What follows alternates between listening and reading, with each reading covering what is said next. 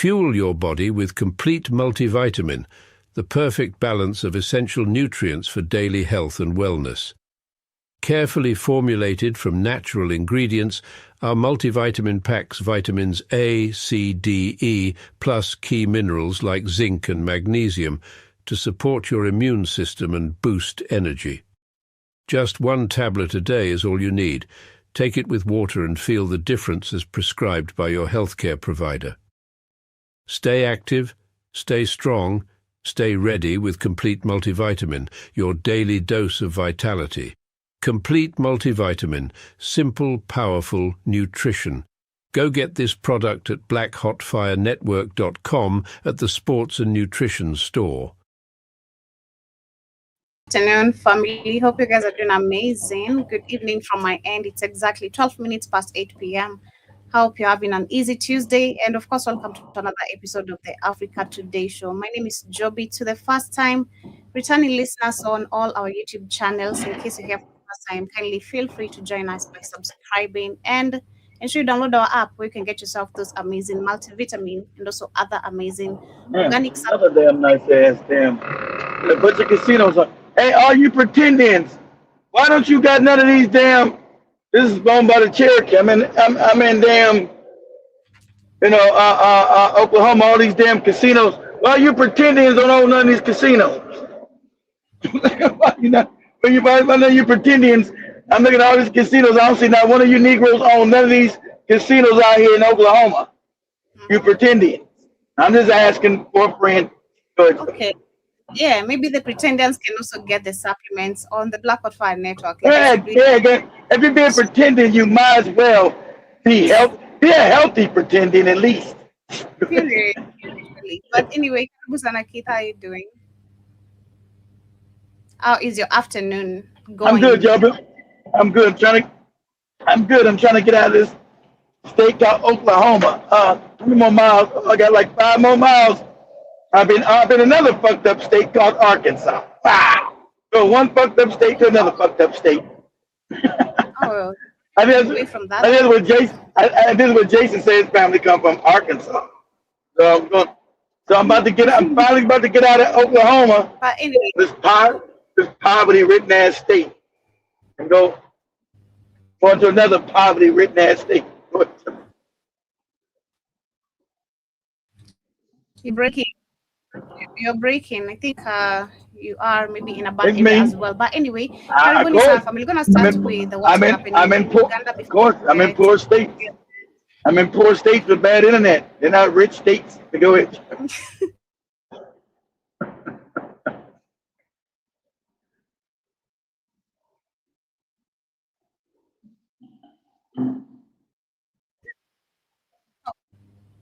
I see my internet is also buffering too. But anyway, yeah, I'm saying we're going to start with what is happening in Uganda. They shut down their internet. Uganda is supposed to be going for their election that is on Thursday. And Museveni had already warned this. He had already said this last year that come January, literally towards the election, they're going to be shutting down their internet to avoid any misinformation being pushed towards about the results and all that. And of course, yeah, the Gen Zs love him. So that is one of the updates actually happening currently in East Africa. And it's crazy because this is happening the same time when he said that Kenya is not even a third world country. He said that. He said we are not what? A world? What? Well, I can't even say you're not a first world country. A first world country? Like, where are you? You are that world country. He's saying that, people saying that Kenya is a lot better than Uganda. He's trying to pull Kenya back. Say no. Kenya's still a third world country like us. We're right there with Kenya. I don't want to hear no more about this Kenya being a first world nation. It's not the first world nation. We don't get our internet shut down during the elections. It has never happened. I've never seen it. All that happens is, of course, the elections are going to be stolen. Literally, they're going to announce the winner. People are going to fight, maybe, or it's going to be peaceful. But we don't have our internet shut down. Like, are you kidding me? Museveni, come on, pull up your socks, do better. But yes, that is what is happening. They're saying that Uganda shut down the internet ahead of the Thursday general election and says that the move is aimed at safeguarding national security and maintaining public order by curbing the spread of misinformation, disinformation, and electoral fraud. The Ugandan Communication Commissions has also instructed the service providers to See, temporarily when you disable turn, access. when you see that this is one of the main things. When you know you're a corrupt country, you shut down the internet. That's why Tanzania did it.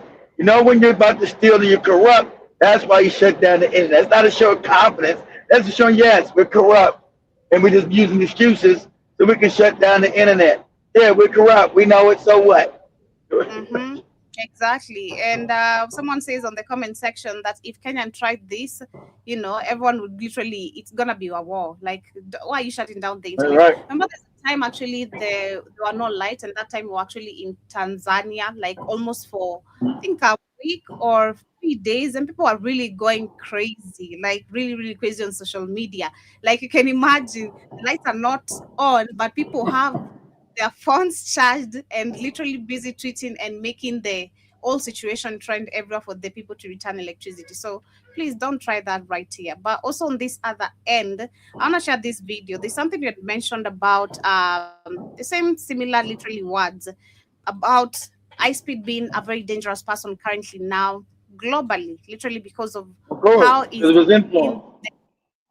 fake narrative of the white people that they have Of always been Africa. displaying about the continent of Exactly. Africa. Listen to this. Show Speed is one of the most dangerous black men in the world right now. And not for the reason you Yep. think. Dangerous because he's dismantling centuries of propaganda in 60-second clips. For generations, Western media and power structure spent billions in painting Africa as savage, dangerous, poor, working tirelessly to divide Africans on the continent and our family in the diaspora. Made many black Americans believe they were Africa, Angola, Kenya, Rwanda. And what happens? Love. Country to country, city to city, overwhelming love. Artists hand him portraits, kids chant his name, elders bless him, street vendors feed him real food. Every city, every border, welcome home. Now, some will say, well, he's famous. Of course he gets love. But fame didn't protect him everywhere. In parts of Europe or Asia where he is just as known, he was met with racial slurs, monkey noises, Exactly. people literally Nigga, throwing monkey, bananas. On monkey, this nigga. continent, Exactly. he's valued, respected, celebrated. Here's why this matters more than you think. Speed's audience is young. Millions who've had zero touch points with Africa beyond negative headlines and history classes filled with lies. He's not just talking to people who are already aware. He's introducing a lot of new people, the next generation, to a side of Africa they desperately tried to hide. His live streams show real kindness. He's making respect for Africa go viral. He's changing the message from be careful to you must visit and experience for yourself. This matters because narrative shapes movement. When a 16-year-old black American in Chicago, who's been told his whole life that there's no food in Africa, watches Speed taste local food in Zimbabwe and say, it breaks that lie in seconds. Now imagine black teens across the Americas. Watch how people on the continent embrace Speed like a cousin. Something shifts fundamentally. Maybe Africa isn't just struggle. Maybe Africa is me. And that's the danger. Dangerous to a long-running story that kept many away from the continent, away from its people, talent, and opportunities. Once you witness the love and feel seen, the old script stops working. You start planning trips that will build bridges, lead to real meaningful relationships, cultural projects, and business ideas. That means money, skills, and attention flowing toward African cities, not away from them. I left Germany behind and built a new life in Africa because what many of us already knew, I Show Speed is proving live and reminding everyone who missed it. This is home. Africa is where we are valued, welcomed, respected, and able to build. Follow for more to join my journey of building a new purpose-driven life in Africa and a short-term. That's why I said So that. That's why I literally, the said this was narrative. so dangerous.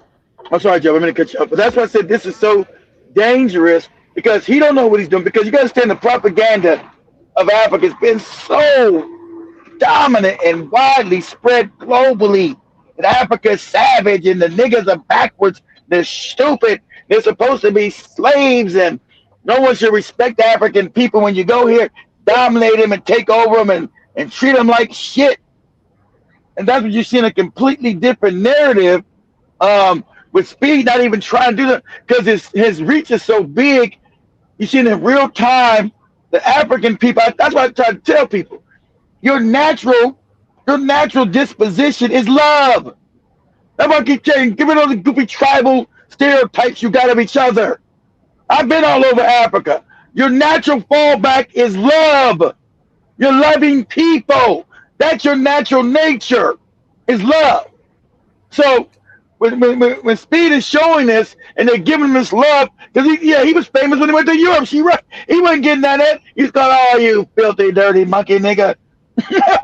So that's what he was getting. Even though he was famous, that didn't mean nothing. White people don't care about your fame. Then you're still a black nigga. Like I said, you talking about your car. If we thought that Jamaican bro, I got a car. All they see you is a monkey in a car. Love is That's what they see. But him really being able to him being able to go to Africa and see the love, see the love and get it reciprocated back, because he's amongst the people. Everybody's FBA morons are getting mad, trying to change the narrative, right? Like get trying to change his narrative. Oh, some people begged, some people did this. I get people begging for me in America. What are you talking about? So they hate that narrative because you've been given a false dichotomy about African people, because you got a few coons over here. You know, you got to be a coon to come over here from the Caribbean and from Africa. He's going to meet the regular people. And it's been nothing but a warm embrace of love. Not nothing fake. Not nothing. The only thing he's ever got bad was the white people. That was in Africa. Talking crazy. But Africans, I'm showing them but love. Where's all the hate? They supposed to hate you. And I tried to tell you, I'm not Speed. So I don't got the reach. I can't tell you when I try to go to Africa, I get nothing but love. That's true. That's a fact. But I don't got the reach. So yeah, Keith, shut up. Get out of here. All right. All right. I'm just telling you. When I go to South Africa, Kenya, Tanzania, I get nothing but love. And I just want to. So he just proven what I said and other people have said. They just, oh, you get treated bad, you get murdered, you get killed. Those are lies. Go ahead, Joe. I'm going to cut you off. Oh yeah, shout out to John Mosquito. Habari yako. Are you saying this like Aisha Speed? Literally, are you saying yeah, Habari yako. Like I said, the kids say Nazuri. What? What do you say? What? Nazuri. You understand me? You understand me? Yes. So the kid was running. I don't know why they thought maybe he wanted to attack. It's crazy. But shout out to Ricky as well. He's saying no matter how many videos we show of Aisha Speed, he's not coming to Africa. It's okay, but it's not. You don't have to. You don't gotta come to Africa, Ricky. But I just passed one of your casinos in Oklahoma, and I ain't seen no pretendians in there owning none of them. But I still love you, brother. Just tell the pretendians to share some of that wealth. Tell the Indians who classify themselves as Indians to share some of that wealth with the rest of the pretendian Negroes. I don't see no pretendians owning those casinos in none of these states. I just want to tell them to share some of that wealth with you guys. And I know most of them $5 Indians, because I'm laughing. I'm looking at the billboards that are up, and it's complete white people saying they're Choctaw and Cherokee. I'm like, what Choctaw and Cherokee is this? So I know that those people with the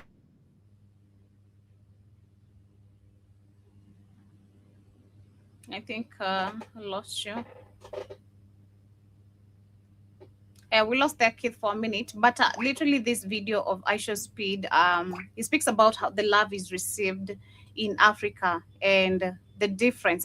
This is not just him. We also had DDG, for those maybe who know DDG.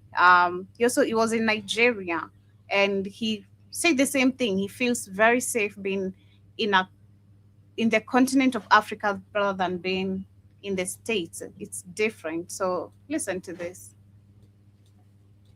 The love is really in Africa, bro. It's really love here, bro. Bro, I haven't been nowhere where I thought like, oh no, I don't belong here.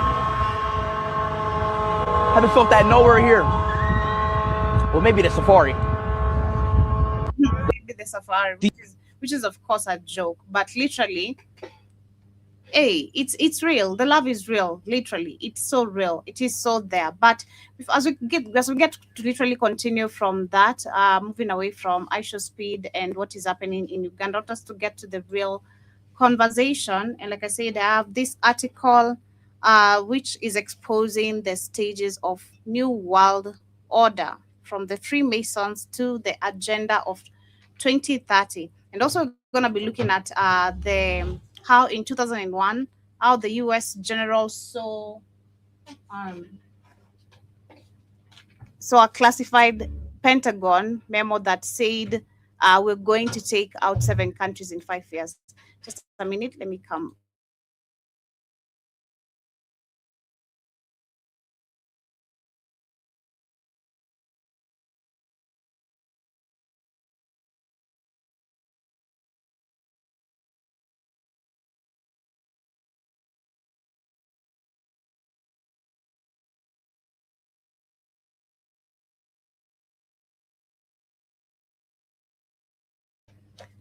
back to that.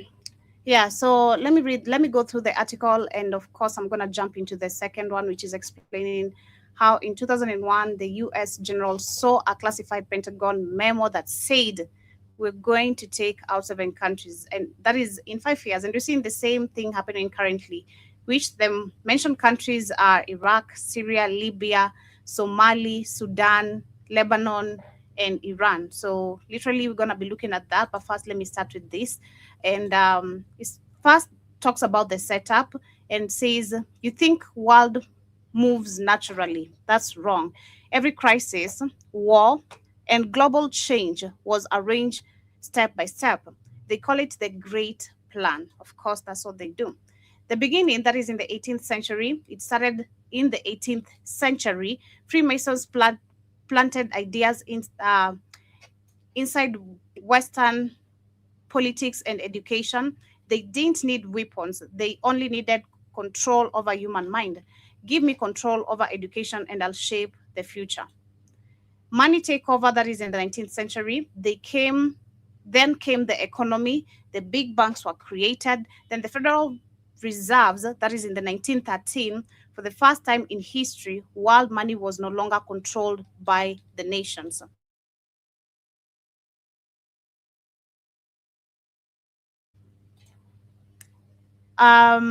But they by a small group of families. Literally, let me repeat that again. For the first time in history, world money was no longer controlled by nation, but by a small group of families. Of course, we know who they are, and of course, we have now in the 20th century. Then came a new phase, which is the two world wars. Same pattern, the chaos solution and new order, which is of course I think equal to the Hegelian dialectic, right? And every solution only made their power stronger. It keeps on doing that. Global control system after the wars, nation collapse. They offered survivors, UN, IMF, the WHO, World Bank, the first global institutions that regulate all the humanity, which you can see actually the effect of it today in so many countries.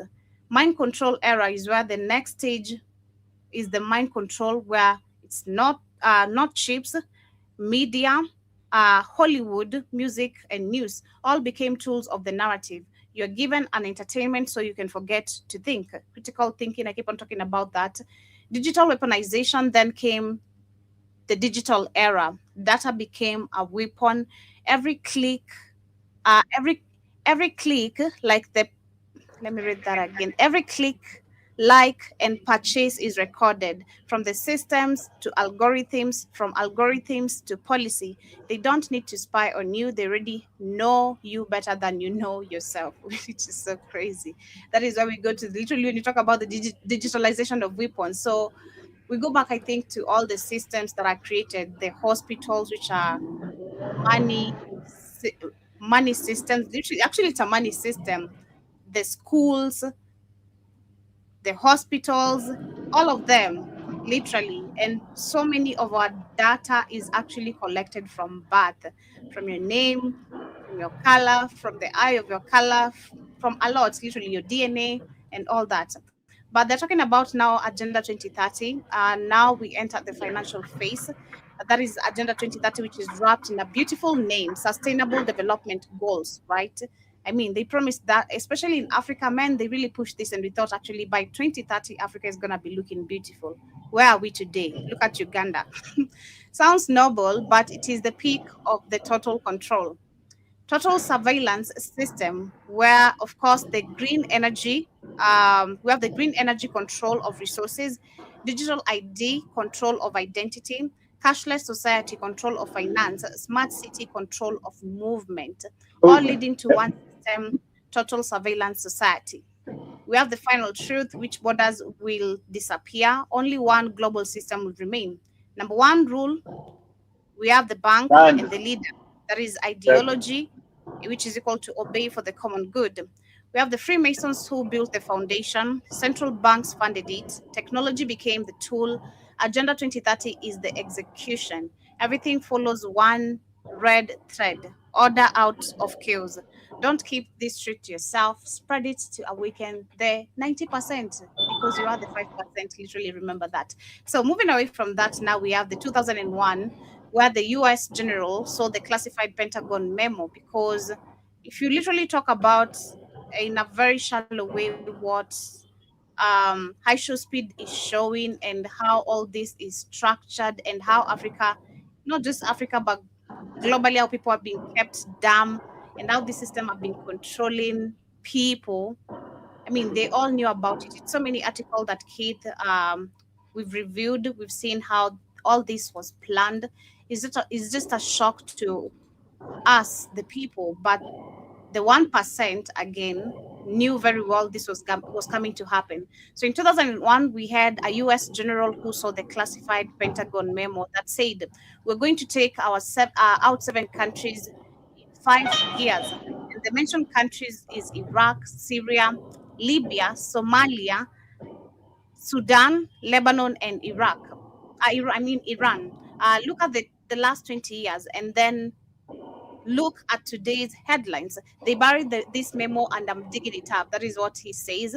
And he also talks about the US General Wesley Clark visited the Pentagon and he was shown a classified memo that said, we're going to take out 7 countries in 5 years. And this was after 9/11, which of course, if you look up the Dancing Israels, that is Larry Silverstein, operational Northwoods to understand this false flag. I don't know if you guys are copying or with me so far. The memo wasn't yes. about the defense. It outlined a post 9/11 strategic roadmap for reshaping the Middle East by removing governments seen as obstacle to Israel and US dominance.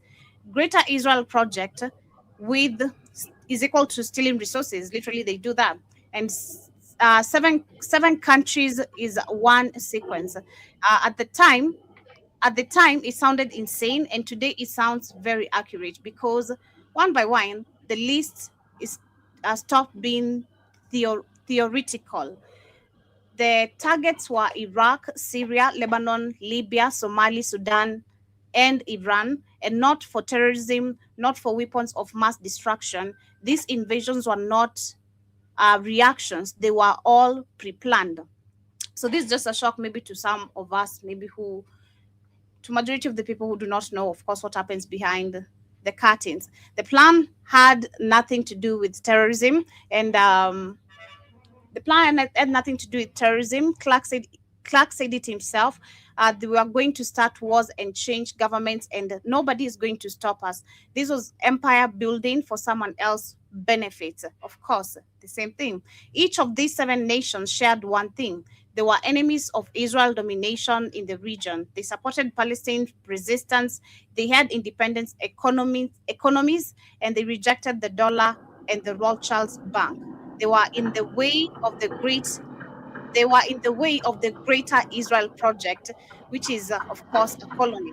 In 1996, Israel advisor, including future Prime Minister Netanyahu, published the Clean Break Report.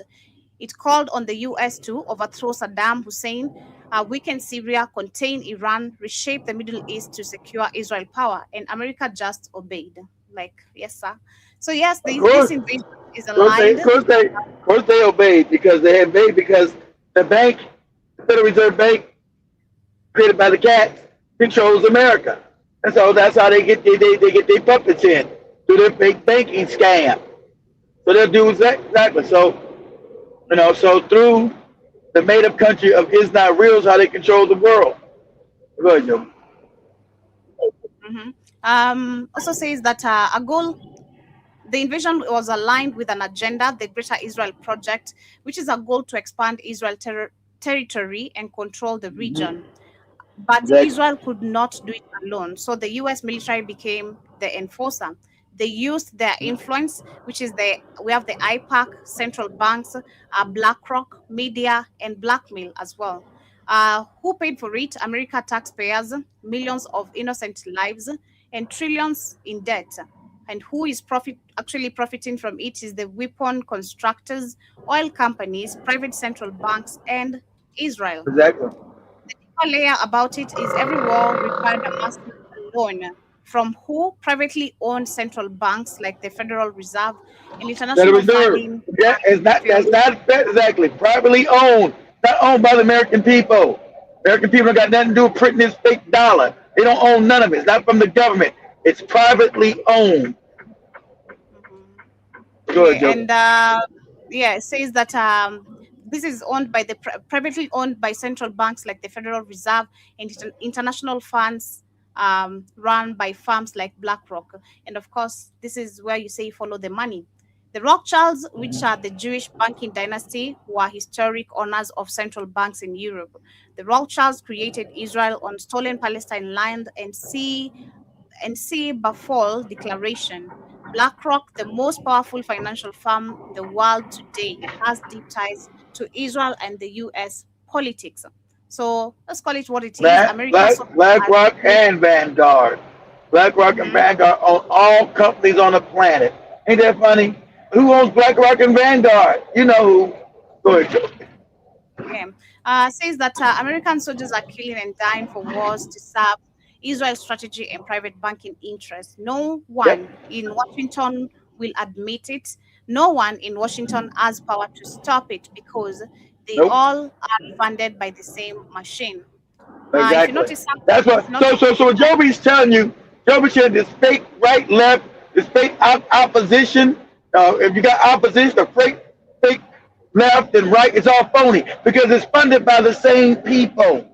They own the banks. They make the money, so they fund both sides. So you think you're fighting against this side, you fight against that side? No, because they fund both sides. They control all of it from behind the scenes. Go ahead, Joby. Mhm. Yeah, and says that not every country needs a full invasion. Sometimes sanctions were enough. Economic pressure did the job. Internal Exactly. chaos finished the work. Collapse doesn't Mhm. always require bombs.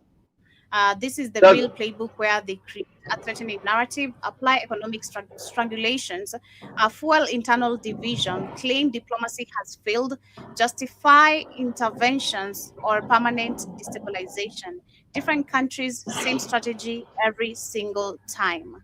Where we have, of Yep. course, again, zoom out Iraq, Libya, Syria, Sudan, where it is partitioned and destabilized, Somalia bombed and endless invasion, Like the Lebanon complete. partition. You guys know partition means the countries are cut up. What they want to Mhm. do with Russia, what they want to do with Congo, they want to partition, cut it up with a bunch of puppets. Sometimes they don't want a puppet no more. They say, I want to deal with a puppet. I want complete control of it. I don't want to pay a goofy puppet. I want all of it. Go ahead, Joe. Mhm. Yeah, so the question is which name is standing? It's Iran, and of course, which is our topic of the day because the economy has officially, their currency, I mean, has officially Collapse. collapsed, of course, because of course, the Uh, economy. They're saying that Iran is one of the few countries left with no Rothschild's central bank, recently bombed by Israel, and it looks like Israel or US will strike very about to soon have it. again. Yeah, Mhm. yeah. About to strike very soon because see, you got the CIA and these and the Mossad in your country. They run around Kenya, right, left, and center. You think y'all white people, something you don't know. You see them on the street, they sit on the bus with you. These are spies. Okay, Mhm. they're gauging the people. They're looking to overthrow the countries or see how things are actually working. Africa don't have to throw because they got all their puppets in there. That's why you got Kenyans don't know what's going. Well, we support Israel. Don't know what the hell they're talking about. So when you got a country like Iran, a country like Iran, who is a threat to their agenda, they're in Iran destabilizing things and also destroying the economy. So people will uprise. People uprise when they can't eat. You can't feed your baby. You're going to go out in the streets and demand for change. But you don't know the change you're demanding exactly what your enemies want. You're going to work right to their hands All you know is that you're hungry. Your baby's hungry. And so you're going to overthrow your government who hasn't really been that good to you either, sadly enough, the way you treat your people good, like even to a race so they will protect you. But sadly, that goopy Islam shit is backward as fuck. So they've been treating women all fucked up and all them goopy religious nonsense, that Sharia law shit. And so people are tired of that. They don't want to be raped. They don't want to be all up in this Islamic shit all the time. And so the outside know that, so they despise all this and say, yeah, you want to change. Look at it. Is it good to be this Islamic shit? You can't even feed your baby. Is Allah gonna like this? Do you like, is Allah, you're hungry, you know, you got no clothes, butt cheeks out. You don't want your butt cheeks out, do you? No, hell, I don't. Hell no, I don't. So you cause the destabilization. That's why right now you don't see it on social media. But Iran is been major protest, right? They're going to show you that because it's going to benefit them. They're going to start showing you. But the other protest they won't show you is Argentina, because Argentina said we want these Zionist Jays out of here. We know what the fuck they're trying to do. They don't show you that happened in Argentina. They won't show you that. Argentina knows what's going on. They said we want these people out. And they know they put that Jay puppet president in there. That's why you had Trump and Joey's best friend, Alex Jones, and Never Jew Jones, the leader of Venezuela. Trump died. And people know he's a Zionist Jay who was pretending. And they also be crypto Jew. They pretend they're not these people so they can get in power and destroy from within.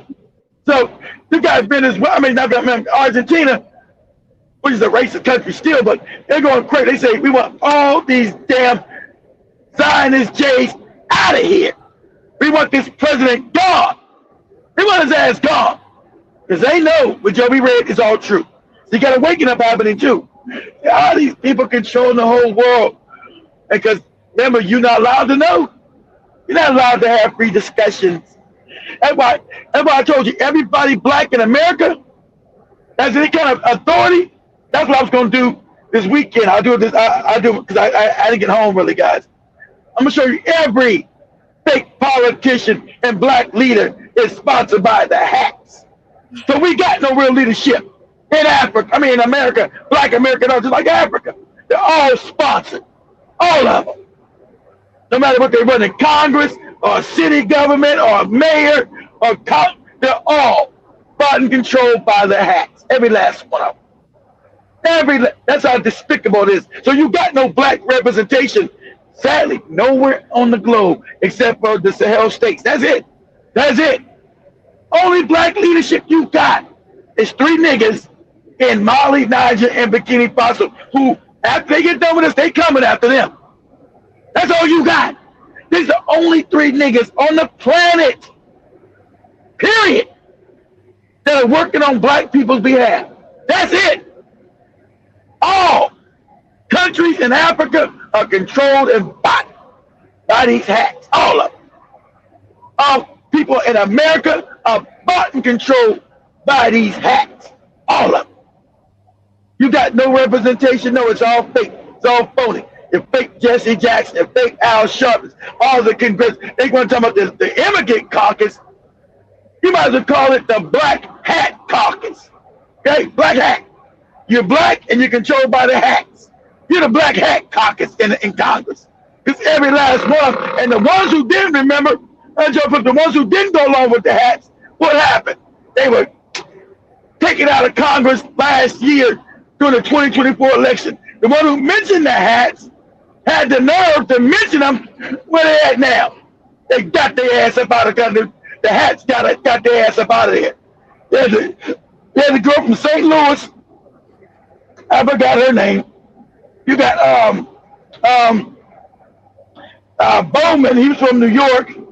So you had the representative out of St. Louis area. They got rid of her ass.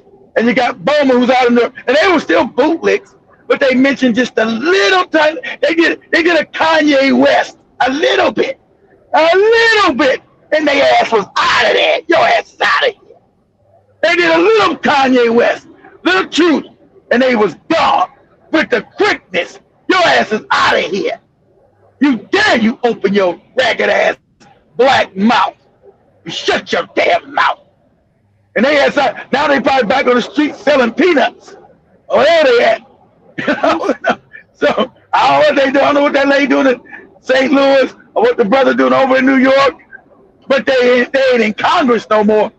And you see every last one of the black people in Congress who's supposed to represent us, Black America. That's why we don't never get representation. They represent the hacks. Every last, that's how filthy it is. Every last, I went through, that's what the show is going to be about. I'm going to do it this weekend. I went through every last one of them. Fuck being an immigrant. No matter where they come from, they don't represent you. They represent the hacks. It's crazy. I'm going to have Joby pull that up. I'm going to have Joby, I'm going to put it up right now. I'm going to have Joby pull up, I want you to put up the Congressional Black Caucus, is the Congressional Black Caucus sponsored by AIPAC. AIPAC is Israel.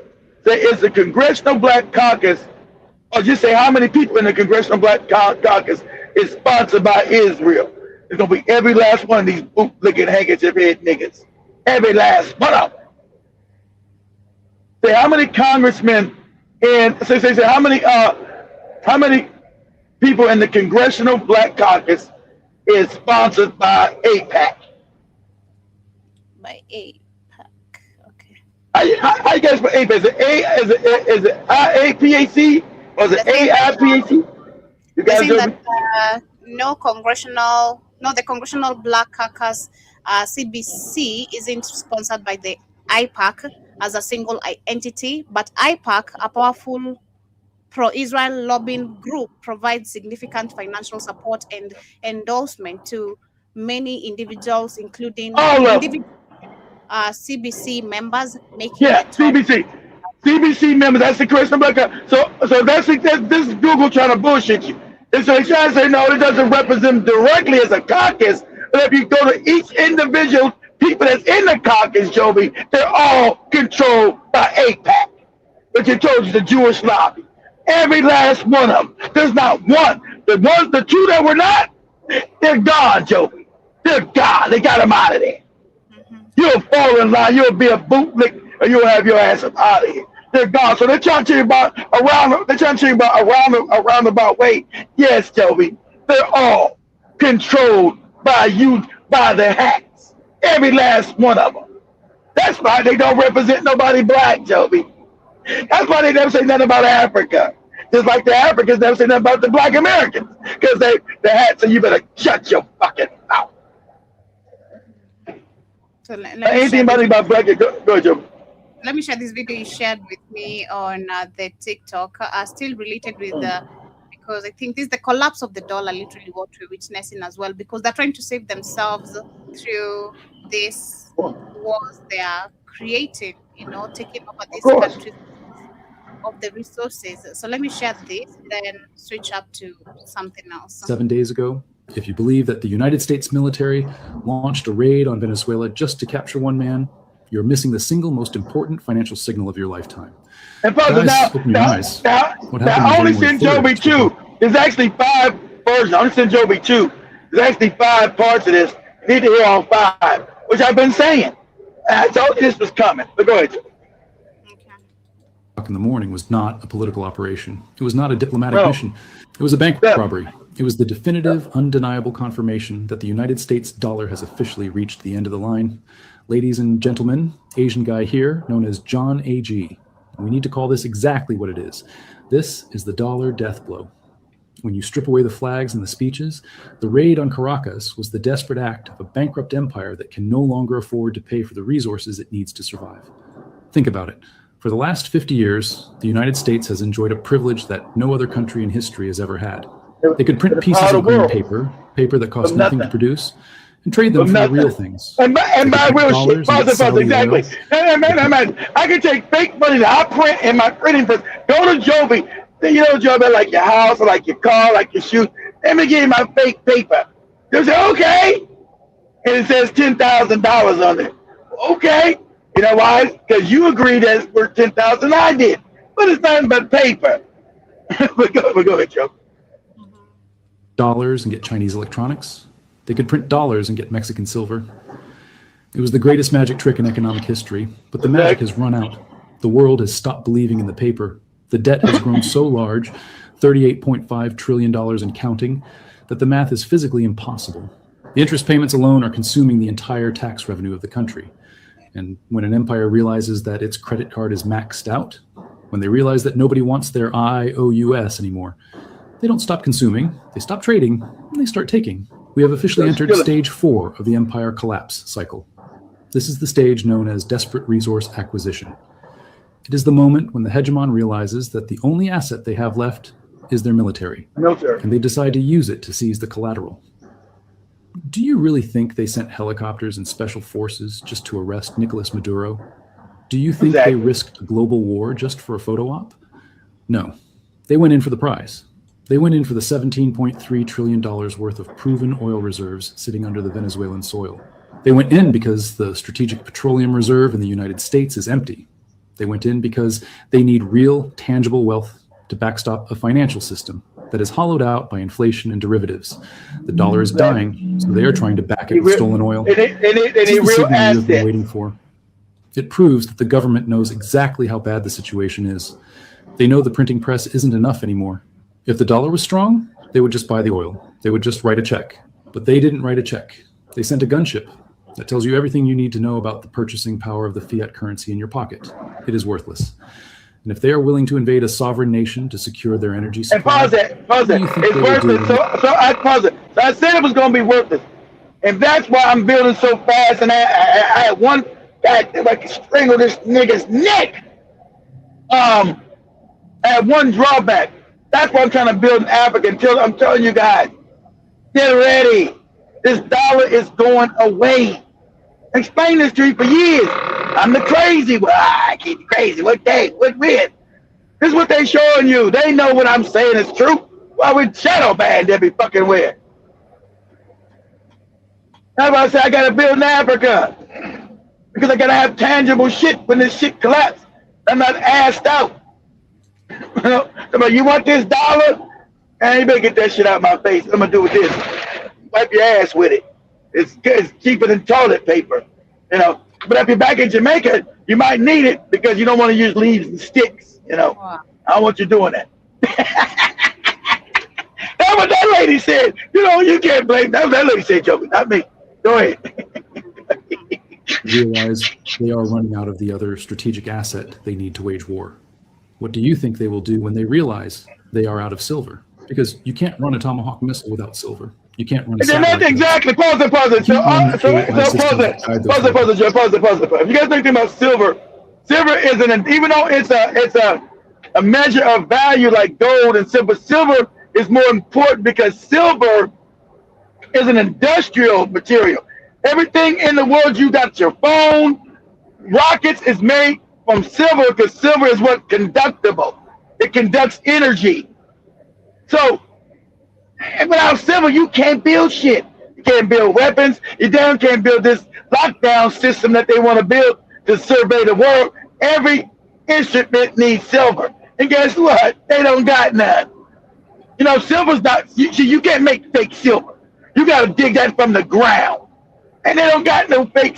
So, and also they've been giving people, like I try to teach them more, don't ever trust the stock market, ever. It's all fake. As I showed them. So they've been having people buy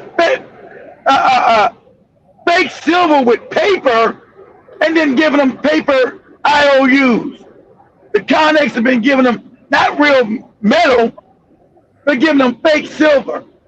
And so this Ponzi scheme, these hats have been running. It is absolutely brilliantly wicked. It is brilliantly wicked. And now I don't sound like the crazy motherfucker in the room no more. Because everything I said is coming true. Ain't that right? Because I research everything. I just don't go along with the goofy news is telling me somebody on the, all the news is on by them. I don't listen to goofy radio. So nah, there's some bullshit here. So the Connex has been selling people fake silver. And so you found out that they know these crazy bastards want to go to war. So The people that got the biggest silver mines, like China, have now stopped selling them silver. So you can't build missiles. You can't build nothing without silver. You can't even build electric cars without silver, because it's the conductibility that silver has. It's an industrial metal, not just a value metal for selling goods and services or money. It's industrial. And everybody's stopping the silver that they're selling because they know that these crazy bastards want to go to war. So without no silver, you can't make no weapons. You can't make these weapons to go kidnap people and kill them and shit. Okay? But America, since they were stupid, they gave all their mines to goofy China. And now China said, no more silver, you savage ass bastards. Right? So the price of silver is going to go astronomically through the roof. And so whatever silver you got in the bank, I'm telling you what's coming. I need a Chinese man. I've been told y'all this. So whatever silver you got that's real, you better have it at home and keep your mouth. Now this is what I do agree with Joby. This is what I agree. You better keep your mouth shut. How about if you got any real silver? Because they will come confiscate it. It's going to be considered a national security measure. So if you got silver in the bank, you better get it, because the government's going to come take your shit. Okay? They'll come get it, because they're going to want to build these bombs and this other shit. Because their thing is to make sure they got control of the world through Israel. But they don't got the silver. See, silver is a real metal. You can't print silver like you do fake paper. You got to do mining projects. And you got to actually have the silver in the ground. And that takes years to do mining to have enough silver. And so, he's right, though, I told you. It's crazy. What a great time to be alive.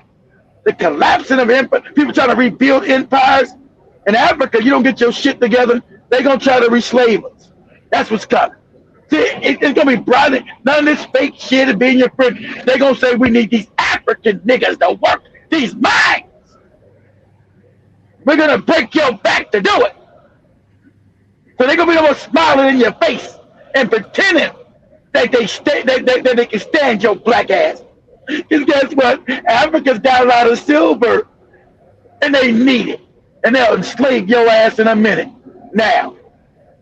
And you'll think they're your white Jesus or your white Allah. They'll have your ass with a pick and shovel and some fucked up conditions digging forever down there. Get your nigga ass down there and get that silver out of there. It's about to get brutal and real. No more fake. No more fake. They my friends. They my buddies.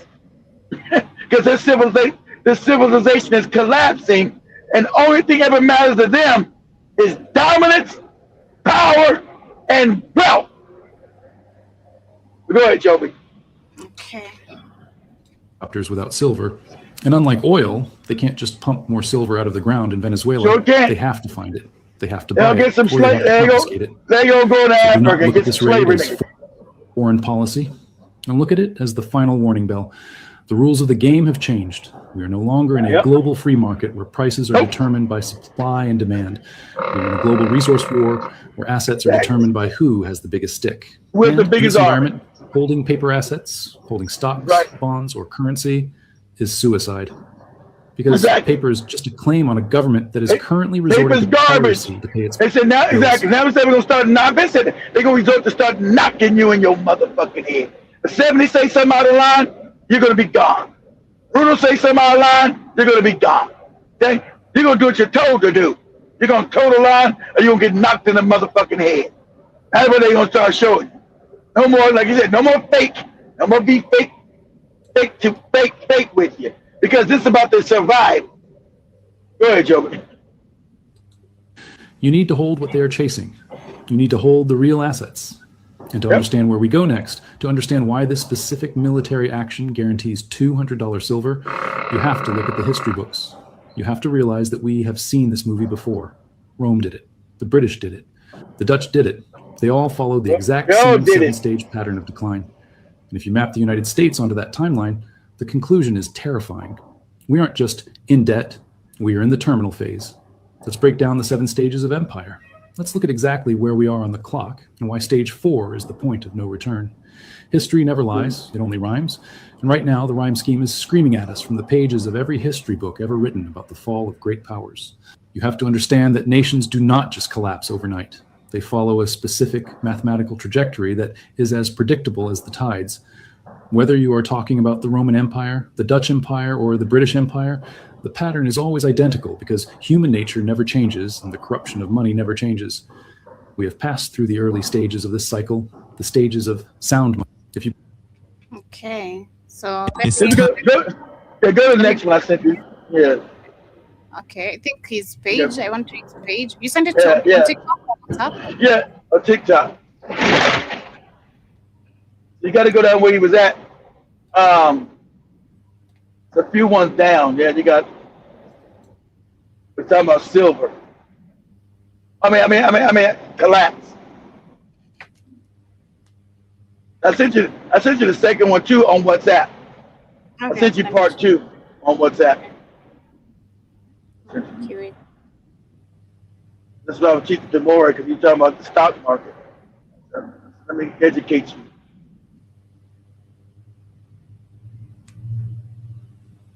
Not really. On WhatsApp, not really. I didn't send it to you? Damn, I thought I didn't send it to you. I thought I sent it to you. I must have sent it to Demore second. Gotta go down, put on like half, not too far down because these are recent, like, go back like 3 days. You see it? Yeah. Okay. There you go. Yeah, that's it. build real products. Chinese manufacturers, market. It's the factory floor where real companies go to secure real metal to build real products. Exactly, build real shit. Chinese America don't build one. need actual production lines. Exactly. So, like I was explaining tomorrow, to have a real economy, you got to build shit. America don't build nothing more, so it's a fake dollar. Fake, it's all fake. It's smoke and mirrors. You got to have a manufacturing economy. I said, not the Wall Street shit you see, stocks and bonds. That's fake. That's a fake economy. It's not real. You must have real people on the ground making shit, building shit, to give your economy real value, to give your currency real value. America's smoke and mirrors, the dollar's a scam. You know, you gotta be having to make, you gotta make real things, shoes, boats, cars, phones. You must have real value to back up your goddamn, your economy must give value to back up your damn currency. Go ahead, Joe. These are electric vehicle plants on paper promises. They need the physical metal and they need it now. And here's the thing about China's appetite for silver. It's absolutely massive. China is the undisputed heavyweight champion of silver consumption globally. They're the #1 user of silver for solar panels. Because they manufacture things. Over 200 gigawatts of solar capacity are planned for 2025 alone. That translates to thousands of tons of silver. They're also ramping up electric vehicle production, where each vehicle uses significantly more silver than traditional cars. We're talking about 25 to 50 grams per EV compared to around 15 grams for a conventional vehicle. And when you're producing millions of vehicles, those grams add up fast. For most of these critical high-tech applications, there is no viable substitute for silver. You can't swap it out for copper or aluminum and get the same performance. Silver has the highest electrical conductivity of any metal. It's essential. It's irreplaceable. And Chinese industry knows this better than anyone because they're the ones actually manufacturing these products at scale. Exactly. They're the ones making your phone. They're the ones making your Apple phone, your iPhone, your this phone, your Huawei phones, your Google phones, your goddamn, all that shit they make in China. They know exactly. Without silver, none of this shit work. The connectivity is garbage. You can't use copper. You can't use aluminum. You must have silver. Especially all this digital shit they want to make. You can't, without silver, every computer is ran out. You got silver in there for conductibility. And so all these smart cities they want to make, now without no silver, you ain't making that shit. Go ahead, Joker. The world's biggest physical buyer has to slam on the emergency brakes because the market is overheating. That's not a local problem. That's a global red alert. It's a massive flare being shot up from the very heart of industrial demand, signaling to the entire world that the physical market is in serious trouble. Let's talk about what Shanghai is trying to accomplish with this margin hike. The playbook is pretty straightforward. By making it incredibly expensive to hold long positions betting that the price will go up, they're trying to force traders to sell their contracts. And the theory is simple. If you flood the market with paper supply by forcing people to liquidate their positions, you can crash the price back down and bring the market back to heel. It's a classic paper market manipulation tactic that's been used countless times. He's talking about paper market. He's talking about the fake silver that the cats have been running in New York. They've been shorting silver with fake paper, right? Like I said, people been buying fake paper, not real silver. So it's a way to keep the price, the silver price, low and keep it from its actual demand. What is it actually worth? But that's been broken now because real silver is needed, right? Exponentially to make these products, and no one has enough but China. So this fake paper, people say, hey, this can't be the price of silver. This paper shit is fake. We need the real material. We need the real resource. And that's why silver is going to shoot up from what it was the other couple of days, 65 cents an ounce. It's going to probably go. It's going to go at least to $200, $300, $400, fucking $500 an ounce because it's scarce now. And that fake paper, you're going to have run on banks. You're going to have run on people's banks. Hey, my silver ain't real. They're going to run on the bank and say, "We got give me my money out of here. Give me my silver." And I say, "You don't got no silver. You got this fake paper." What? And you might get a revolution in the street, people getting shot, people getting killed, because these hacks have been running a Ponzi scheme for years, stealing everybody's fucking wealth and trying to come up with African resources. It's been a Ponzi scheme. And this shit is starting to collapse. That's why they need to go in Burkina Faso and shoot a motherfucker in their head. They need all resources to back their Ponzi scheme. Go ahead, Joe. And sure enough, experienced market watchers saw it coming immediately. Within minutes of the announcement hitting social media, warnings flooded trading communities. Brace for brutal market opens. Expect volatility. This is a shakeout move. Everyone who's been through these cycles recognized exactly what was happening. The exchange was trying to engineer a violent price smash to scare traders out of their positions. But here's the fundamental problem they're facing, and this is why I'm telling you this margin hike is doomed to fail. You can manipulate paper prices all you want. You can change margin requirements. You can implement circuit breakers. You can help trading if things get too crazy. But there's one thing you absolutely cannot do.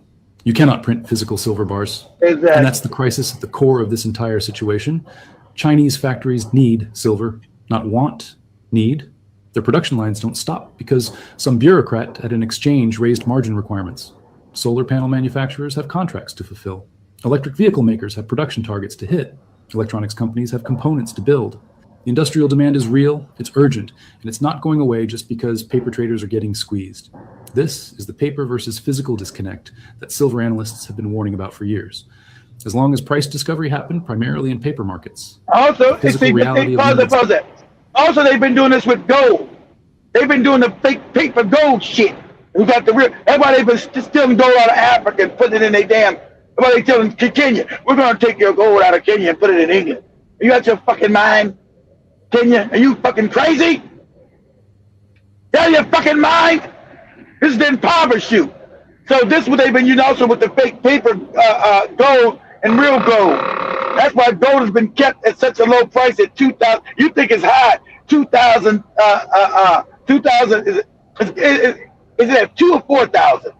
I think it's at what was that? $4,000 an ounce gold, or is it $2,000 an ounce gold is? Look it up for me, Joe. What is it? It was 4,000. Let me check. Yes, so damn 4,000. But I'm gonna fucking mind the actual price of gold should be over 10,000 goddamn dollars an ounce.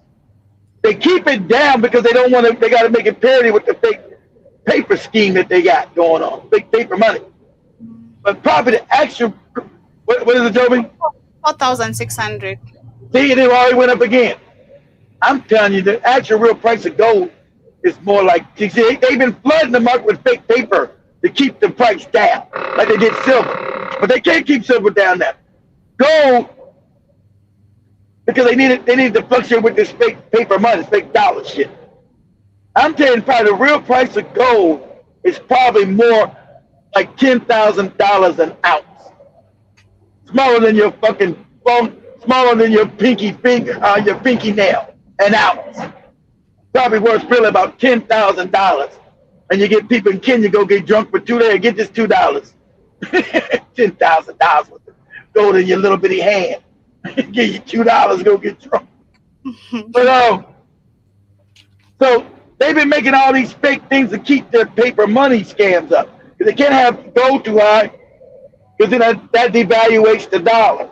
Also, silver devaluates it. So they've been able to push it down by flooding the market with fake paper. And that's what we're talking about, silver and gold.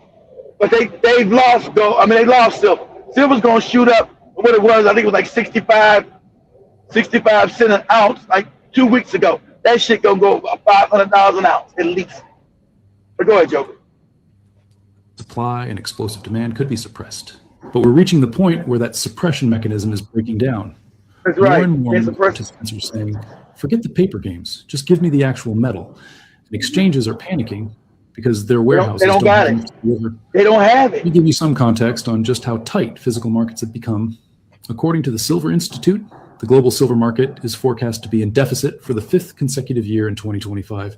We're talking about a projected shortfall of around 117 million ounces. That's over 3,600 metric tons of silver that the market needs but can't produce. Mine production has essentially flatlined at around 813 million ounces annually, while demand keeps climbing. Industrial fabrication reached a record. So since they can't produce it, because to produce it, you got to have mines and you got to have workers. Africa has a lot of silver. So they're going to go back into Africa. This one thing's coming. Now, whether Africa agrees with it or not, this is going to be on them. This was coming. So we need this silver. So we need to get these niggas back in these mines as slaves and pay them little to nothing. And we'll tell the leader, we'll knock you in your motherfucking mouth. You don't get these fucking goopy niggas in these mines and dig this shit up for us. That's what's coming. Because you have a silver shortage. Okay? And without silver, you can't make nothing. You can't make no missiles because it's connectivity. You can't make no cars. You can't make your goofy cell phones. You can't make your TVs. You can't make your nothing without silver. And there's plenty of that shit in Africa. But and Africa's got what? Young manpower. So we're gonna enslave these niggas again. Get your punk ass in that mine. Go ahead, Joe. 80.5 million ounces in 2024, up 11% from the previous year. And projections show that industrial demand will surpass 700 million ounces for the first time in 2025. The solar sector alone is expected to consume 261 million ounces this year. Electric vehicles are projected to add another 90 million ounces. We haven't even talked about the traditional uses in electronics, medical devices, and other industrial applications. Everything. This is why Shanghai's margin hike fundamentally cannot work. The paper market can try all the tricks it wants, but you cannot suppress physical demand with paper mechanisms when users actually need the metal. If a solar panel manufacturer in China needs silver to fulfill their production contracts, they're going to buy it regardless. Market. It's the local market. It's the factory floor where real companies go to secure real. Let me see. Part 3. Man, I thought you talking about the collapse. That was different, Joe. That was a little different. You talk about the Venezuela collapse, the collapse of the economy. But anyway, we don't need to talk about that anymore. That's good. Vehicle factory needs silver for their circuit boards and battery management systems. No, we don't talk about silver no more. We talk mostly about silver. Okay. But that's part of the collapse as well. I don't need that. If you talk about we talk about economic collapse or the thing that happened in Venezuela. So what you see now, America's becoming a rogue country, okay? Now it's about open piracy. That's why they mean business when he's telling you he's going to take Greenland, right? And that's why he's saying, who's going to stop America taking Europe? Europe can't stop America taking nothing. They can fight Africa. They can't fight no real military. And if Africa builds a real military, they can't fight no Africans with no real military. Europe is poor and weak. Okay? Poor and weak. So that's why they tell we're going to have to fight Trump if Trump decides to take Greenland. They can't stop. And they tell me they got to stop. He was asked the question. See if you find him, Joe, right there. See what he says. He's talking about Canada. He says, Canada really independent? Is Canada really independent? Canada's really the 51st state right now. Who? Trump? Canada. That Chinese guy right there. He was saying Canada. Oh, okay. Yes, when it was he was telling the truth. He said Canada's saying they're not the 51st state, but in all name, Canada is really the 51st state of America. And everything but name. Everything but name. America controls Canada's economy. So all but name is already a 51st state. All but name. So the idea that Canada's free of America is crazy talk. America controls Canada's economy. So for all practical purposes, Canada is a 51st state of America. For all and everything but name, and you can keep calling yourself Canada, but everything but name, America runs Canada. You know, it's just a formality that by not calling Canada a state and calling it a country. But everything shows that America runs Canada and controls everything up in the country, controls the shit. So that is what it is. And that's what they said. And so I looked up because Trump mentioned something. Did you know back in 1920, I'm gonna Joey look this up. There was a document, I think it was called the Red Dot, that America said our number one enemy is actually Britain. It was 1920, 100 years ago. It's our actually enemy is really the British Empire. And this before when they realized the Jays from Britain were coming and making these fake banks, that fake Federal Reserve Bank, right? So they're talking about England is the real enemy, and Canada being its proxy country, Canada too. So America is saying we need to go to war. This is 100 years ago. America said we need to go to war with England and take. Remember, Canada's not a real country. Canada is controlled by England. It's a proxy of England. The head of state is the Queen or the King. Canada's not a country. It's controlled by England. Just like Australia is not a country. It's controlled by England. They're still colonies of England. And so at that time, America understood that we're going to go to war with England, then we're going to just have to just take Canada. We're going to just wipe Canada ass out. That's what they said 100 years ago. Because Canada's, you guys know that Canada's not a country, right? As I had Joe here said, you guys look up. The head of Canada is the British Crown. The head of Australia is the British Crown. It never became real country. That's a state. It never became real sovereign country. Same thing did Africa. Canada never became a real country. It's a sovereign of the British Crown. Put this up, Joby, real quick. I'm going to Google. Say, is the British royal family the head of state of Canada? That's a fact, yes. See if Google won't lie, try to hide it. Is the royal family considered the head of state in Canada? Yes, the British royal family is Canada's head of state. That's right. So Canada's not a country. It's not even controlled by the English people. It's controlled by the crown. The British monarchy runs Canada, and the British monarchy runs Australia. You think they're countries and they got prime ministers and all that? That's fake. Britain never let go of no motherfucker. That's why Britain can pretend like they let go of Africa. Britain never let go of no fucking Canada, and never let go of no Australia. See, these are all the con games. I told you, everything you believe is a lie. And then Canada's an independent state. No. The King of England controls fucking Canada. Still owns that shit. The British Crown runs Canada. The British Crown runs Australia and New Zealand. They own it. So when you say, oh, the country of Australia, the country of Canada, that's a fake name. That's fake. There's no fucking country of Canada. There's no country of Australia. That's the British Crown. Just like when Kenya was controlled by the British Crown in Nigeria, that's the British Crown. But they ain't never pretend to ever let no Canada go.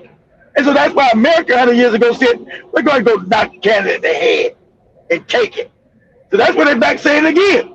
right? Then we're going to go knock. This is 100 years ago. I forgot the name of that damn.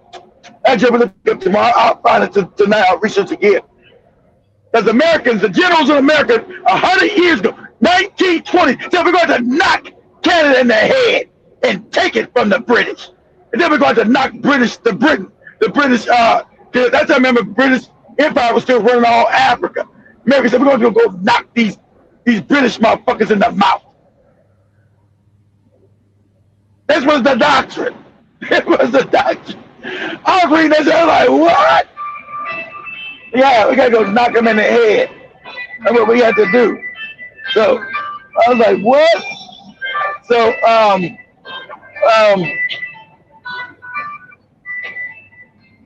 So let me go to the comments very yep, quickly.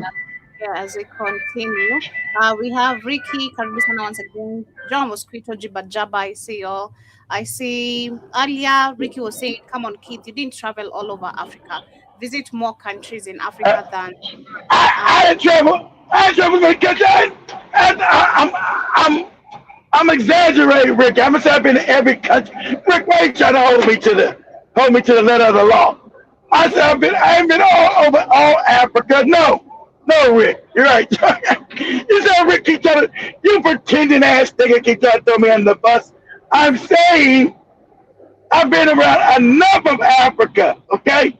Have I been to more countries than speed and sweet? No. I never been to Botswana. I never been to Angola. I never been to Mozambique. Right?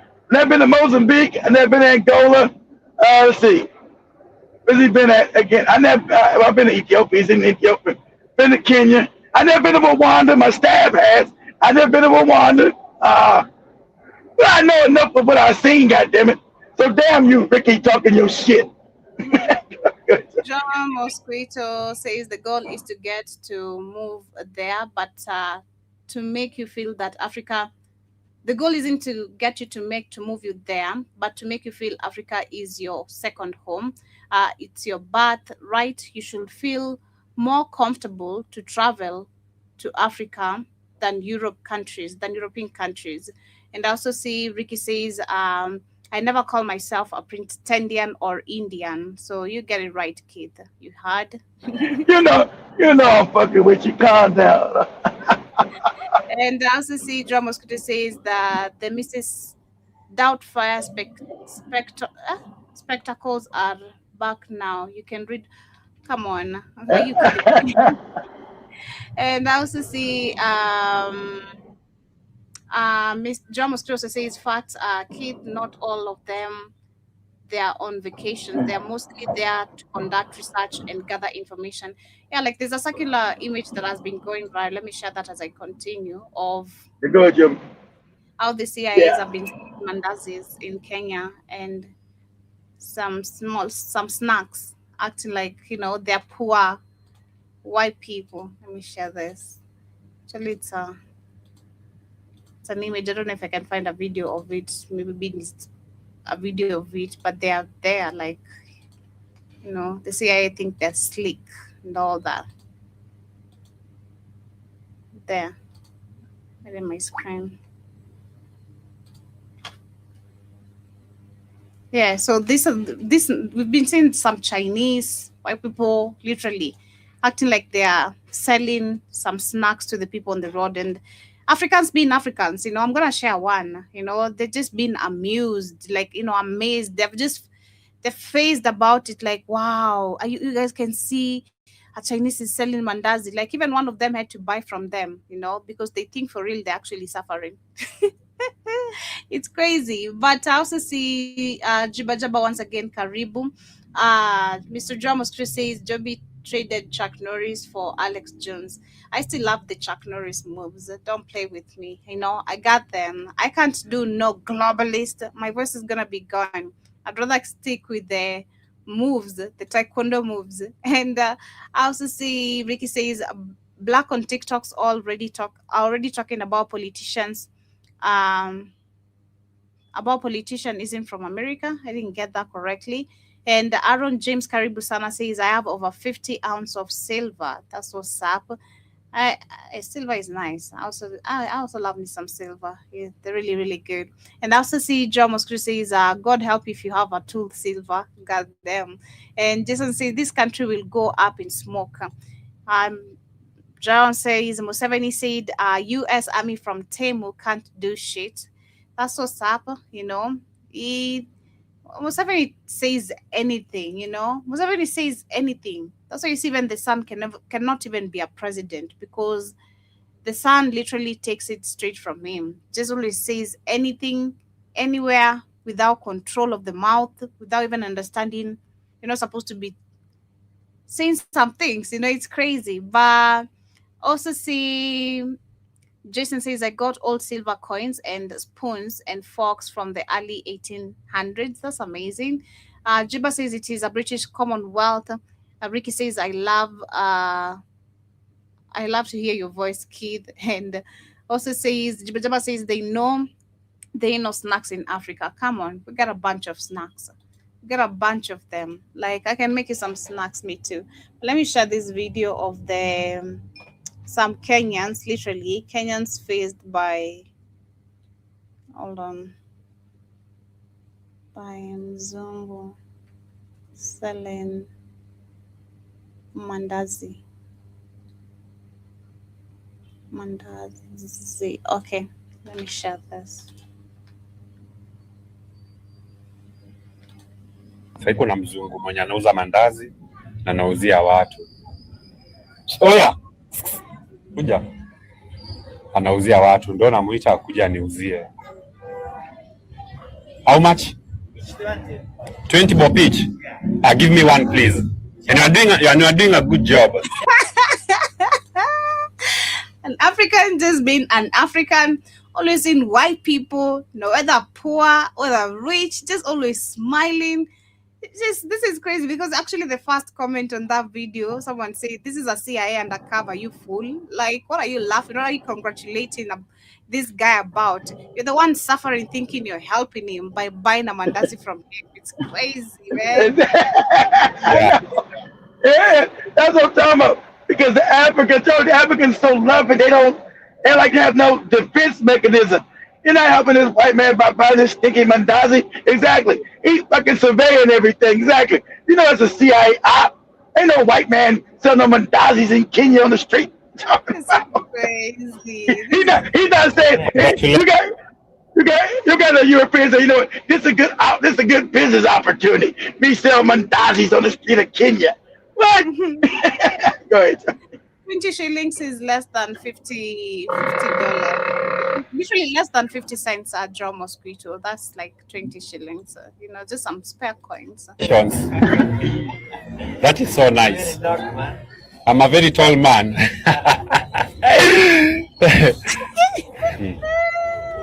Let me taste and wow. So zimeisha, hii ndio ilikuwa ya mwisho. Mimi nimesema ni promote 20 bob. Let me promote him. They are very nice. Oh my God, this is crazy. I know. Instead of asking the question, why are you here in my country selling mandazis on the street when Africans can be doing that? See, no defense mechanism. It's like, oh, it's a white man, yay, white daddy, white daddy, I love you. Come through. Can I pay via M-Pesa? Yes. You have Pochi? Is it okay? Let me pay. Like, can't you even ask yourself, how did this guy even try, like, put this business number on Pochi and all that? Like, please, this is crazy. Another one.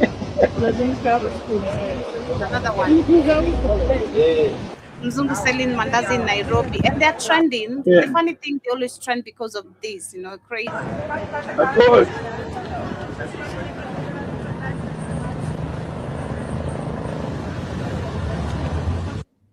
Crazy.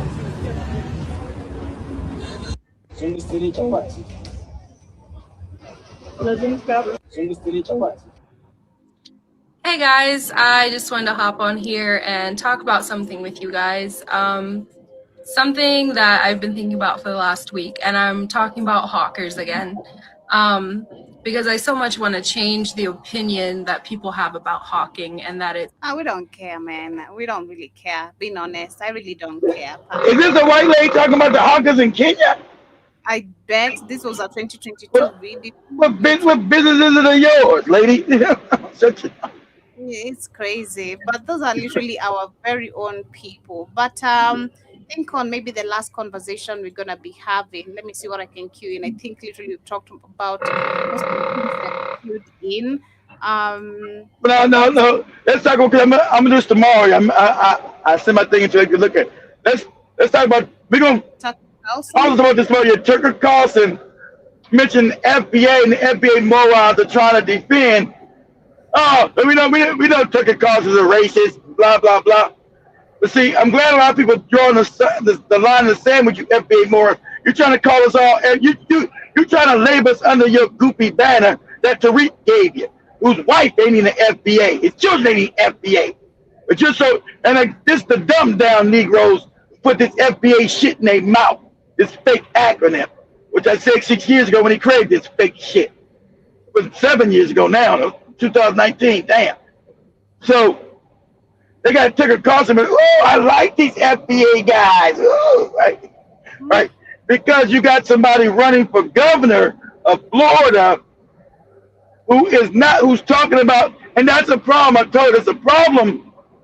See, and this is the only good thing about this. A lot of you Africans, Caribbeans, you coming over here and you try to steal, you try to tether yourself to Black American history, to fighting.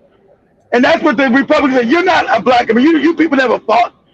This is like some island, I forgot this is some island Negroes, some shit, right? But they always try to tether themselves over to our, because African Americans are known to be the people that fought for shit. And so the Republicans are calling you out, saying, you can't claim Black American history. You people never fought, but you can't say you part of Black American because you Black, because that's what they be doing. And so now you got the white people calling them out. See, and that's the thing. You thought you were going to come here, you're going to suck up the white people. They were going to let you do that for a little while until they got tired of you, then they were going to break your back. And so that's when they went to Tariq. I got shout out to Big Chief, because Tariq is an evil genius. He understands the level of angst that a lot of you African and Caribbean Negroes have done. That's been the problem with your disrespect. And then you try to pretend you're us. You the real pretendians. You try to pretend you're us, pretend you're part of our history, and you're not. Just like Jasmine Crockett, who lives in Dallas, but Jasmine Crockett is Haitian. Her family's Haitian. You can't tether yourself onto our history. You didn't fight in the streets against this white man the way we did. You're not you. And you try to claim it to get elected. Oh, yeah, and that's what you people have been doing. Like all that fake Congressional Black Caucus. And so that's what and then you never fight for nobody Black. You the ones come and say, oh, you're like that Jamaican lady Jovi show. Oh, you Black Americans, stop complaining. So so that bitch would be voted in to be our representative. We should do that cosplay like Jovi and change up that accent on our ass, right? We wouldn't know she's Jamaican. We didn't do our paperwork. She's talking like Nicki Minaj, talking that Black American shit. And we would vote for her, and then she'd go, you niggas don't deserve no reparations. You're lazy and sorry, right? And so since you've done so much of that, and sadly it had to be done, people are asking for your paperwork. Like that goopy lady in Virginia, when me and Joe put up 2 years ago, talking crazy, that goopy Jamaican lady, talking all kind of crazy, reckless against Black Americans. And then she tried to run for governor, and Black people said, bitch, are you out your mind? She said, I don't know why Black people didn't vote for me, because I'm Black. Lady, you're not us, and you're anti-Black. So that's what Tucker Carlson, I'm going to say, just type in TikTok, say Tucker Carlson mentions FBA. But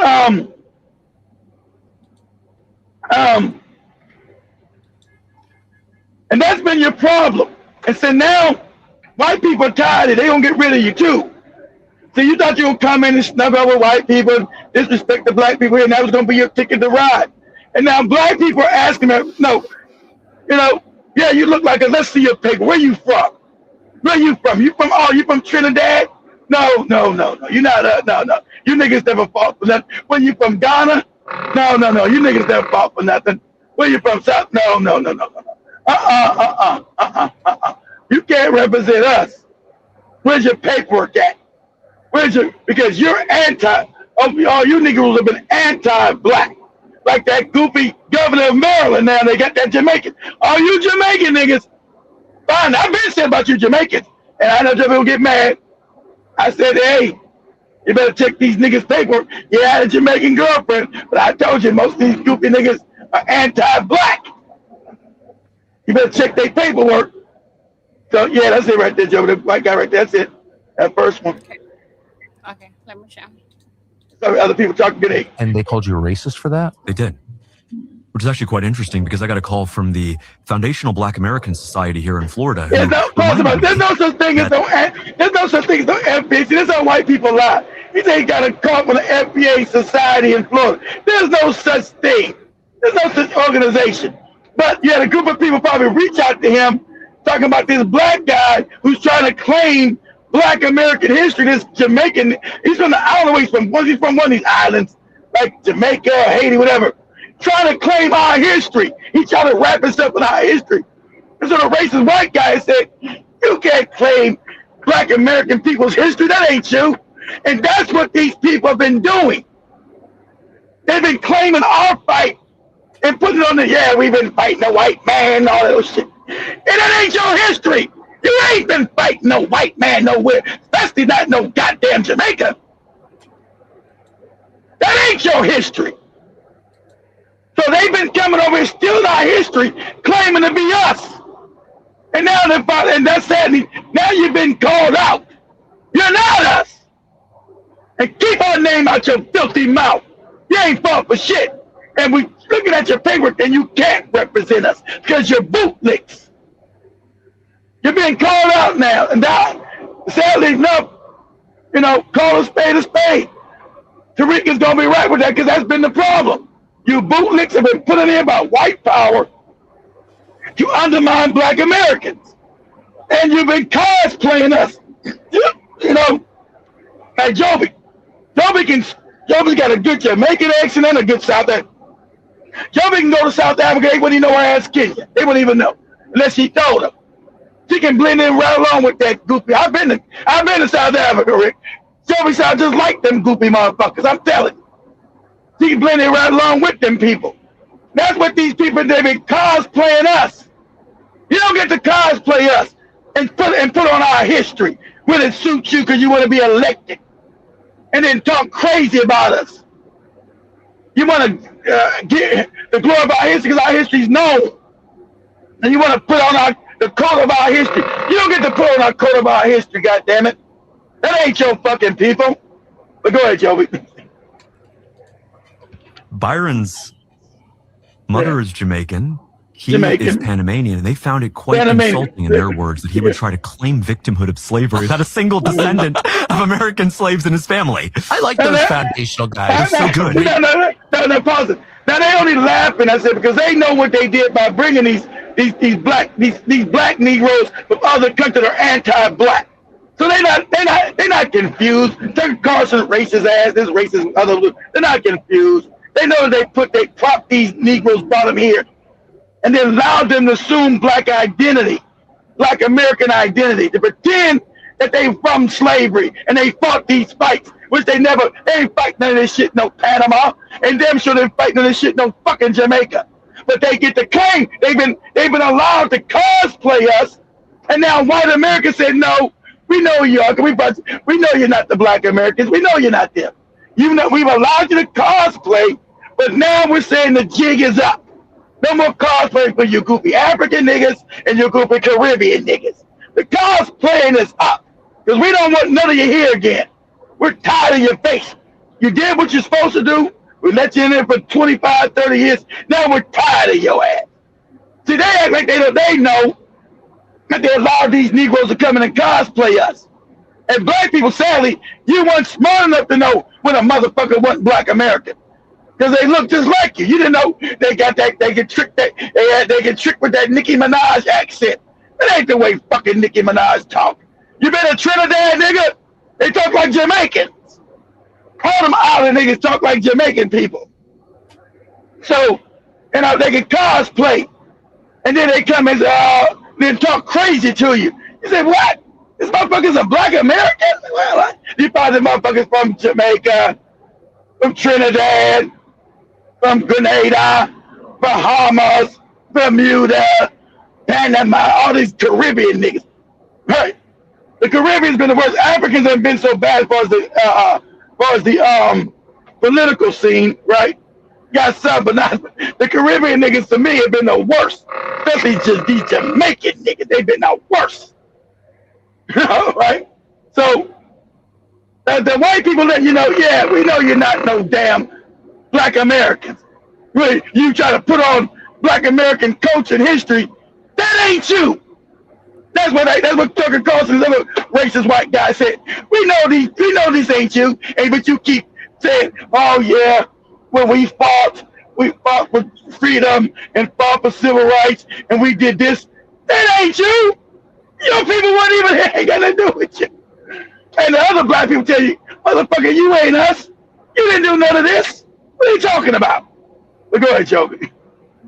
Nasheed and all. I mean, I don't agree with everything, but like they've got a perspective. If your family's been here 400 years, and the descendants of a lot of American slaves, or families have been here 400 years, I don't know. I think that gives. I'll listen to you. You've got a point of view that is legitimate, I think. Yeah. And they're unequivocally heritage Americans. That's for sure. 100%. They're definitely heritage Americans, if anyone is. And, someone rolls in from Ghana and gets an MSNBC slot and starts speaking on behalf of black people. Exactly. They talking about, and she's not from Ghana. They talking about Joy Reid. Joy Reid's from the Congo. And Joy Reid used to talk that fuck shit to us. Talk that crazy shit. And then people didn't say, let's go check her background. Bitch, you from the Congo. You keep your mouth shut. Talking about what black people should do and what we not. Ain't got nothing to do with you. Them people wasn't here fighting in the street. You're from the Congo. And that's what the white media did. They put Joy Reid on to talk crazy to us when black people said, nah, the Democratic Party don't do that. No, these are bots. These are not real black people. These are bots. And anybody talking about not doing this for black people, because these all, remember, white power always gets its bootlicks. And that means the J white power, right? So they put these bootlicks, make them newscasters, sports reporters, they give them clout. And they get to speak on our behalf. Sadly, a lot of black people that know these aren't black Americans. These are niggas from Africa, these bootlick niggas from Africa, these bootlick niggas from the Caribbean. And so now people, that's what Tucker's saying. Tucker knew. Tucker knew. She's not from God. Tucker knew that Joy Reid, most black Americans know Joy Reid wasn't no black American. They know she's from no fucking Africa. They know she's from the Congo. And now she's being called out because all her views were anti-black American. Keep us all fucked up. Keep us all in the same cycle of poverty and disrepair. Now she's being called out. Why are you talking about black American history? Ain't got nothing to do with you, lady. You're from the, like when that other lady was talking against all them bootlicking handkerchief head. What was that lady's name? The mixed girl from the Caribbean. She was talking righteous. Talking all them goopy Africans on that Panama and Joby show. Talking that goopy nigga from Angola and all these other goopy African niggas talking crazy. Just that white supremacy all in their mouth. What was her name? What was that? Whatever that lady's name was. Y'all remember that? When she did when she was debating all of them at once. What was her name? You got some in the chat room. What was that girl's name? Who was chasing all these? They was debating all these goopy Africans talking crazy. Come on, there's no such thing as racism and white supremacy. You black Americans don't work on. We get opportunity. All that old shit. Because you don't know nothing. You need to shut your fucking mouth. I've got a damn name. You got to tell me in the chat room. But anyway, and so You think they don't know that Joy Reid wasn't a black American? That's why he just said Ghana. You know, she went from Ghana, she's from the Congo. But she would tell people, yeah, you must support the fake movement of Black Lives Matter. When black people said, nah, Black Lives Matter was created by the hacks. Ain't got nothing to do with us. Oh, you can't say that. So you're a bot. You're a Russian agent. You're a bot. You're a computer bot. That's not what real black Americans think. Bitch, you ain't a black American. And you don't get to tell us. And see, that's how they would mess up your internal politics. They would confuse your internal politics because you would look at her and her goofy accent and you swear to God she was a black American. And she's not. She's bought and paid for by the hats and she's from the Congo. And ain't got no goddamn camaraderie with you because he's a bootlick. That's why parents were brought in here from Congo to be bootlicks and handkerchief heads. So that's the only thing I do agree with African Americans. I do. Let me check your paperwork. Where the fuck is your family from? And shout out to you guys. I already told you Jasmine Crockett, you know, Jasmine Crockett was. I told you Jasmine Crockett was phony. Trying to be that sister girl ghetto shit. We're not ghetto. No matter how the media shows us and shows all these goofy, ignorant ass rappers, black Americans are not ghetto. So you got this fucking Haitian broad called Jasmine Crockett trying to be all sister girl. Hey girl, hey sister, talking all that. I hate to say I'm gonna throw Joey in the bus right here, right now. But Joey listen to all that goofy, crazy ass rap. Back in the day, all that ghetto ass rap. This is the way this is the way a congressman woman's supposed to be talking. Supposed to be respected, talking all crazy like this. Of course not. But that's how they think of us. See, they can appeal to us. Like when Joey had that Saucy Santana shit a couple years ago. Hey, what's this shit here? What's this disrespectful shit? But she thinks she can cosplay us by being ghetto. This is how I reach these goofy black Americans. I'll be ghetto. And you go check her paperwork. This bitch is Haitian. You ain't no black American. What the hell you doing? And now your paperwork out, Jasmine. You're done. I do agree with black people finally waking up. You goofy Africans and Caribbean niggas, not all of you, but the majority have been brought over here to be coons and bootlicks, and you show that's what you are. And so now I've been said that. Check people's paperwork. I told you, look, that's why you didn't know they wasn't black Americans. They are us. They're still us. Because in Africa or fucking the Caribbean, they're still us. Right? I think Lupita can play a slave being from Kenya and get an Oscar because he's us. Right? That's why they come over and play you. You're going to say, let me see your paperwork. Where you from? Where you from? Are you from black America or not? Go ahead, Joe. Finish playing that right there. It's got nothing to do with this. Right. That's Literally. a fair perspective, right? I think. Exactly. And so it's good to actually see them call them out for that. That's actually cultural appropriation. Appropriating the struggle of slavery. I totally agree. And the struggle of slavery was real. I don't think Republicans ever want to really whitewash that. It's real, right? But for we're against slavery. We're against it. Whether it's in the, West Bank or here or anywhere. Yeah, against it. And these are the puppet Negroes that can say we don't have no culture, but they've been stealing our culture and our identity and pretending to be us in our face. Right? That's what they've been doing. And now the jig is up. And even the white people who started this, they brought this in here. They know it's why they're laughing. They said, hey, you other bootlick Negroes from Africa and Caribbean, we know you're not black American. And the black Americans know now too. And the jig is up. You don't get to cosplay them and try to say their history is your history. You don't get to say, when we was in slavery and we had to fight. What? And you was in slavery. And you fought, motherfucker, you was in Jamaica eating a fucking mango, sitting on the beach. The fuck are you talking about? What history are you talking about? What are you talking about? Oh, you was in goddamn the Congo. What the fuck you doing over there? What are you talking about? What people you been fighting in the street? What are you talking about?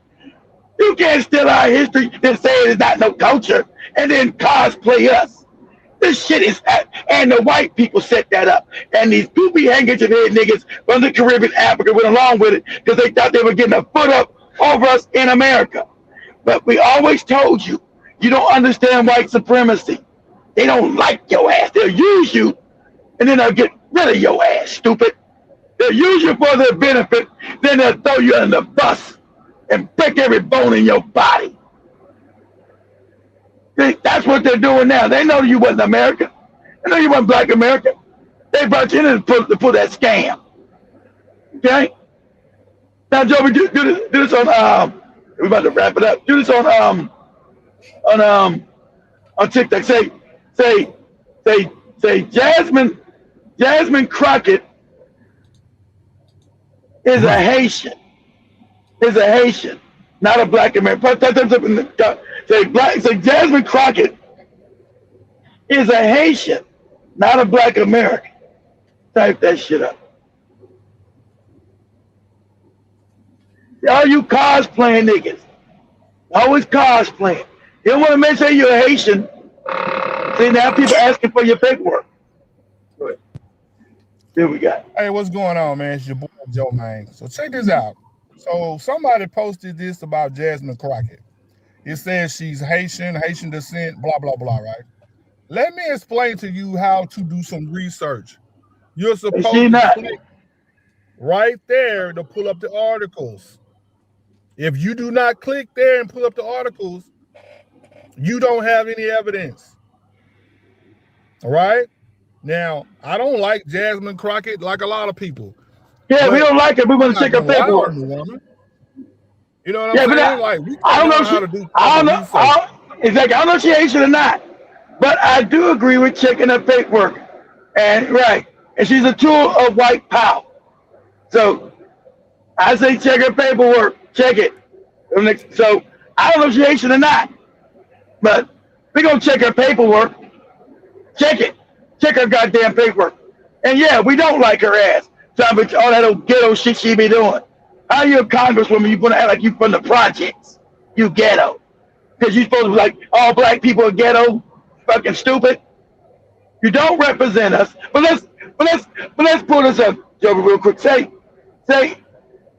Ask Google, is Jasmine Crockett sponsored by 8-Pack? Let's ask that. And we'll know whether she represents black people or not globally. Says Jasmine Crockett, sponsored by 8-Pack. That's all you need to know. Black people, you're finally becoming, like Malcolm X said, you're finally becoming politically astute. You're not no more political children you've been so many years. What does it say? There's no clear detail about it. There's no clear detail. It's funny. They hiding it. If people starting to look, why wouldn't there be clear detail of that? That'd jump off the page. And the answer is yes, she is. So they're always trying to hide that she's sponsored by 8-Pack. Putting all that sister girl ghetto shit. That's all fake for you. I'm ghetto and I'm doing. Remember she was doing that? Okay, pull this up, Joby. Pull this up. I know this gonna be on TikTok. Say Jasmine Crockett dances to Kendrick Lamar's Super Bowl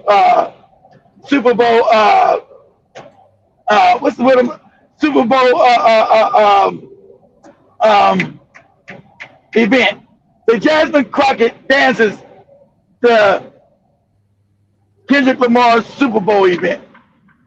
You know that old ghetto shit in the Congress. I'm sliding, I'm tripping, and I'm sliding, and I'm ripping all that old goofy shit she did. There's gonna be a bunch of anyone, Joey, is over. Look at this shit here.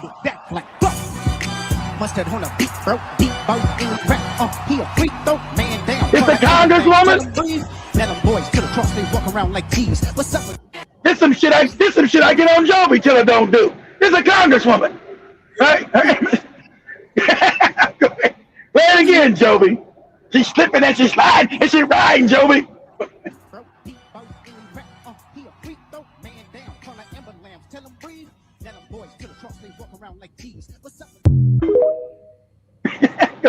Do another one. Do another one. I'm going to some people talking about it. Good. Hey, I'm tripping, I'm sliding, I'm riding through the back like fuck. Mustard on a beat, bro, deep boat in the rap. He a freak though, man down, trying This is your Dallas representative. What are they saying in the comments? I'm gonna see how dead they are. This is your Dallas, Texas. This is your Dallas, Texas representative in Congress. I think she's from Oak Cliff section. That Oak Cliff, the poor section of Dallas. I think she's from the Oak Cliff region. If you guys been to Oak Cliff in Dallas, you know that's the poverty part of Dallas. Dallas is a rich city. That's where the poor Negroes live. She's their representative. I'm sliding, I'm stripping, and I'm riding to the back. Hey, lady, can you bring us some help instead of sliding, stripping, and riding through the back? Go ahead, Joey. Play again. I want you to read the comments. Read the comments read them comments on that thing. What they say? Some people are saying what's always controversial. Harris laughed, Jasmine danced, Walt son cried in love and joy, Bishop showed up empathy. Survey says they are heartless. I don't know what that means, but someone also says Tansuit, Biden eating ice cream, AOC dancing, and now Jasmine's dancing. What is the world becoming to? And exactly. What is she doing? Why is she doing some flipping up, sliding, I'm riding through the back like that? What kind of? I don't want this kind of representation, lady. I want you to be serious. I want you to be serious with Joby with the glasses. All right? I want you to be serious. I want some serious shit going on because we're impoverished over here in Dallas and this part of Southern Dallas. We're impoverished. So I don't need you slipping and riding and sliding through the back. I don't need that from you. I need some policies passed that's going to benefit my ass.